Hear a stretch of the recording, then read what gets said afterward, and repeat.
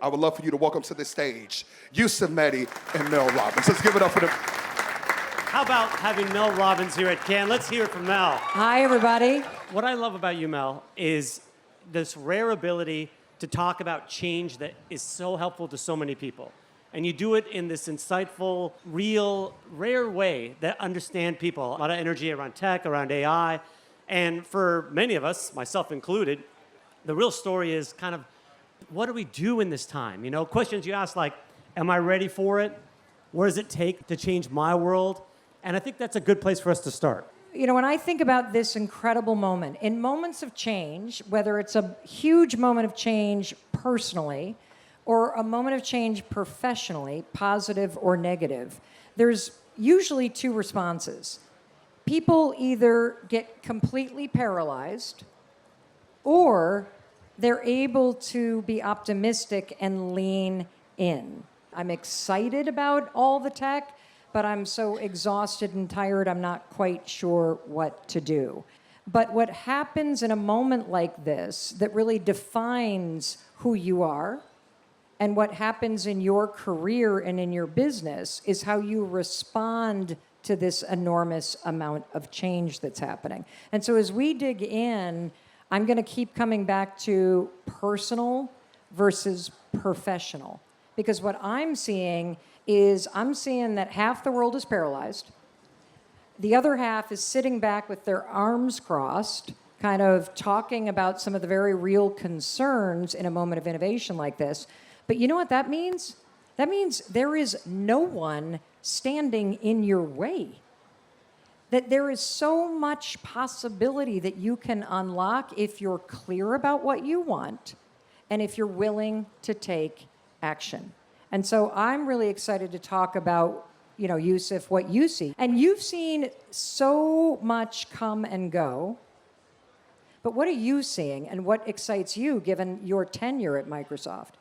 One of the things that I've seen through technology changes is when you have a big wave, like when the internet, dating myself, when the internet came around, the mobile phone came around, there was a lot of like worry and concern, and then there was a lot of optimism. I think a lot about like my father-in-law. I was trying to show him what I was working on with Copilot, and so I said, hey, Jack, try this Copilot thing. This could be helpful for you.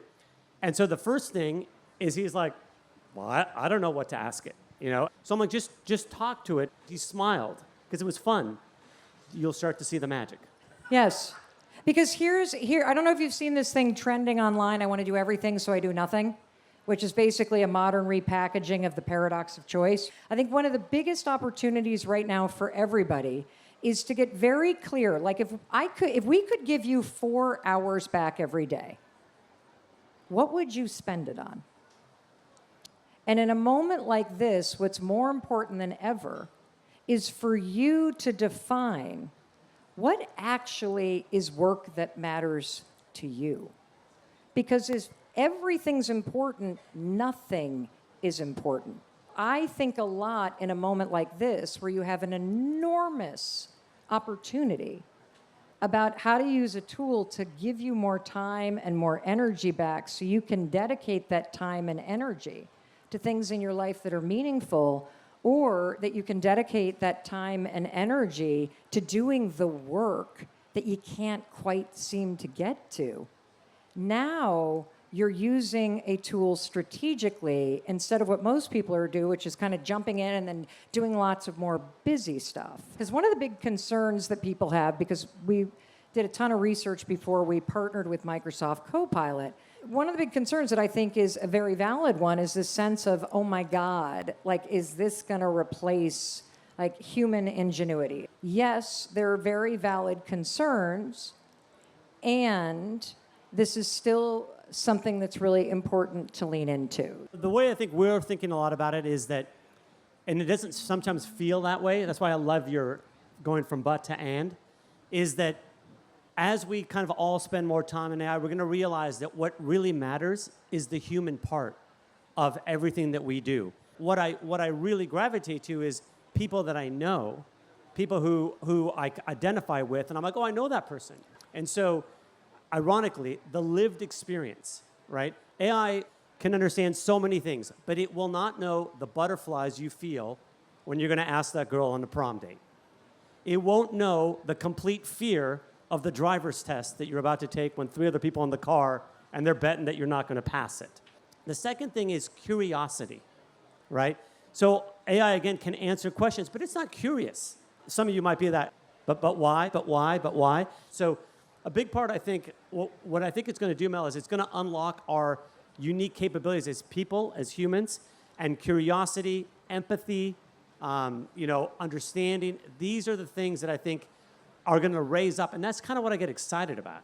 It's going to optimize a lot of mundane work. It's going to let you focus on the things that you care the most about, and that is going to be really cool when you get to tap into it.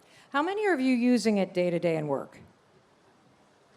It has removed the things that drive me freaking crazy and that frustrate me and that create roadblocks, and it is given back time and taken away frustration, which means we can really focus on doing our best work.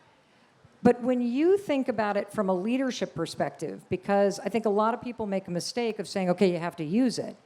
How do you, as a leader in one of the largest corporations in the world, manage bringing people along with the pressure that you probably feel to innovate and move at the speed of light? Yeah, I mean, I think I would say even being there and getting access to all of the resources, all of the technical people, I actually feel a lot of pressure myself to use AI better. And I would say if I grade myself, I'm missing, and this is what I do every single day. One of the things I've realized is it's not just about myself, but I have to bring my team on the journey. That's one of the things I've learned as a CMO is that when a big part of success is not you doing great work, it's your team doing great work. And you need to teach everyone who's with you on the journey, all of your co-creators.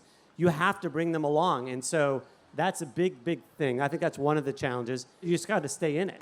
A lot of you don't realize that just 6 years ago, when I turned 52, I was starting over. I moved to a new town. Most of you only know me because of what I've done in the last 3.5 years in my mid-50s. There was no let them theory. There was no podcast. It was just me going, all right. And so if you can get clear about what you want to create, you can use your time and energy and incredible tools that are out there now to create the plan. But here's what AI can't do for you. It can't make you do the work. That's where you're going to be on the line. And so the thing is everyone now asks me, oh, what, are you going to write another book? No. SEO is dead.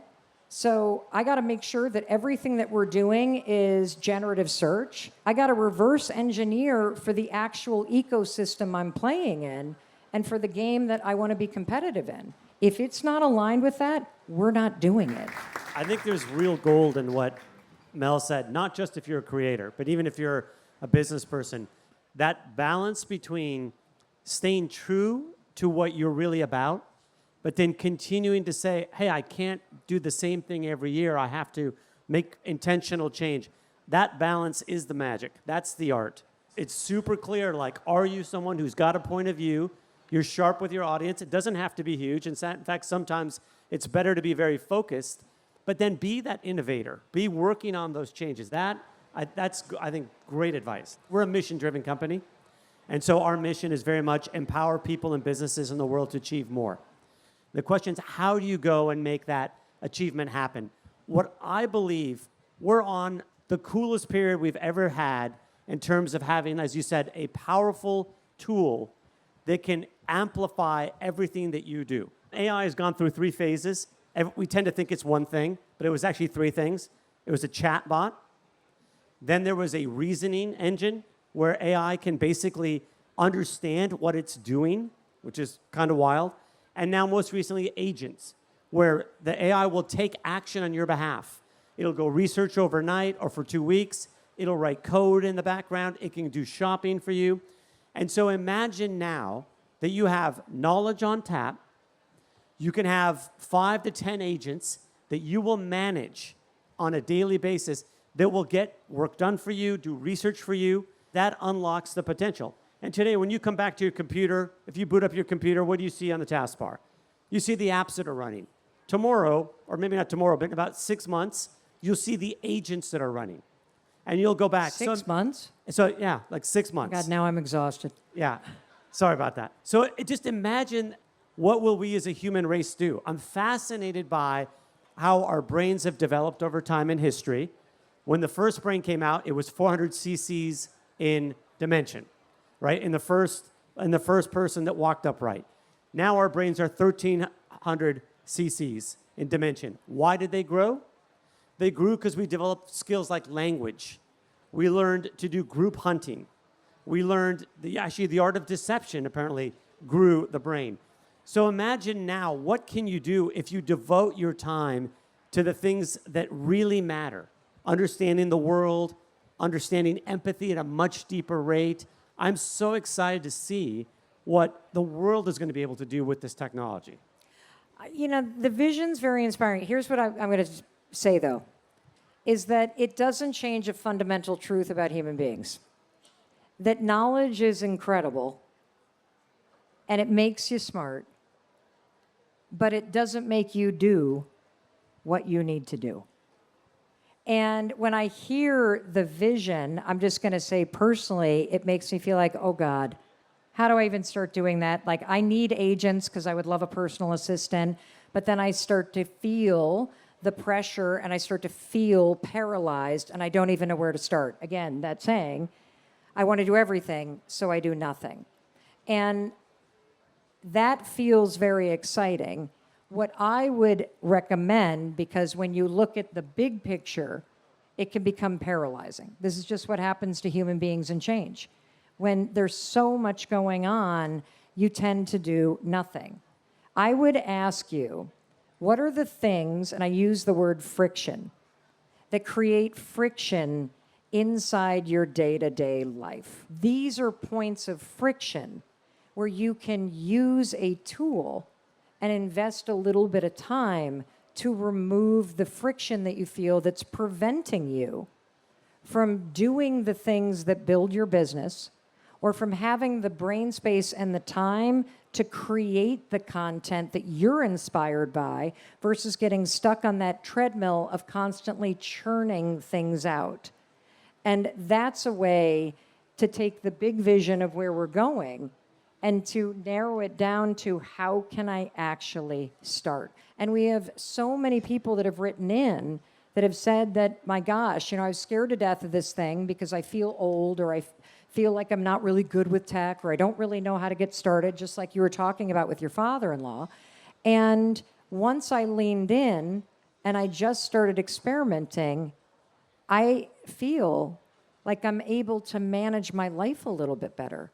I feel like I'm getting a little bit of support in a moment in my life where I'm not. And that's what I'm actually excited about. Try some of these things. If they don't work, that's okay. Give yourself some grace. If it's an epic fail on your first agent, no worries. Keep trying. Don't be worried about it. I think one of the things, and I'd be curious to hear what you think about this, is it cheating if I use this to help me make content? How do you think about that? I don't at all think it's cheating if you stay true to what you said. People out there respect authentic things. No one is going to give you free points for just doing something automated. If you didn't bring something special to the party, it's going to show. I'm inspired by anybody who is talking about ideas, who is spreading positive information and research and science and lifting people up. And so if you're in the camp where you are somebody that is bringing the weather in a positive way, and you're talking about interesting ideas, and you're sharing your story, you're somebody that I would follow and be deeply inspired by, because you have something very unique to contribute to the world. Inside each and every one of you, there is untapped potential. There is a story to be told. There are people on this planet who are just waiting for you to show up and be your true, authentic self. And the more you kind of hold yourself back, the more that you allow cringe to stop you from fully expressing yourself. In fact, I'm just going to say, how dare you? How dare you withhold your stories and your true nature and your brilliance from the world? Because when you are editing yourself, you are robbing another person on this planet from being impacted by you. And that's why you're here. See, I think everybody's purpose is the same. It's to show up and to share who you are in service of others. And you can do that by creating, you can do that by leading a certain way at work, you can do that by the way that you take a deep breath before you walk in and you're a thundercloud on your family. You can do that by leaning into new skills and learning how to be a better version of yourself. And there's nobody stopping you. Like, can anybody tell who is actually stopping you from doing what you need to do? Who? Who is it? Yes. Like, but really stop and think about that, because everybody's so damn worried about everybody else's opinions. We have let them, so you can just say let them. Because the reason why people have, like, critical opinions of you is they don't understand you. They don't have to. The only person that needs to understand you and what you want to create in this world is you. And the more you silence yourself, the more you hold yourself back, the more you sit up there and like, well, this person's going to think, what's that person going to think, what's this going to, my family doesn't do this. You are the one standing in your own way. Stop it. Let people misunderstand you. And, you know, it's because here's the thing with dreams and callings. You have no choice. The things that you feel called to do, you either take action on or it's going to haunt you for the rest of your life. Aren't you sick of watching people who are dumber than you make more money? Right? Aren't you tired of watching people that, you know, whatever, are doing what you're capable of doing? And so these are all tools, but we've become a tool to our own aspirations by staying up here too much and overthinking everything instead of action. And that's one thing AI cannot change for you. Ultimately, you're the one that's going to have to start. You're the one that's going to have to make the change. You're the one that's going to have to kill the part of you that cringes at yourself. That's what you have to do. And these tools only work if you use them. But you're the one that's got to get clear about what you want to create in this world. What is the impact you want to make? Because I'm telling you, if I can build all this in my mid-50s, I don't know what the hell your excuse is. Seriously. And there are very valid things that can stand in your way. Not denying that. There are very real problems in the world. There are very real circumstances that hold people back. And with time and energy and consistent effort, you can create things that will blow your mind. In fact, I bet one of you will be up here in a matter of a year or two if you put your head down and you let and this is an amazing moment, because when half the world is paralyzed and the other half is like upset, but and the buts are valid and need to be addressed, there's nothing in your way. This is when you pull ahead. This is when things get kind of fun and easy. Welcome to my TED Talk. Or my therapy session. So good. Well, it just drives me crazy, the number of excuses we have. That you stop yourself from being seen. Like, there's a difference between hoping people find you and discover the real you and being willing to show who you are and to show your work. That's the game. Thank you, everybody. Awesome. Thank you, everybody.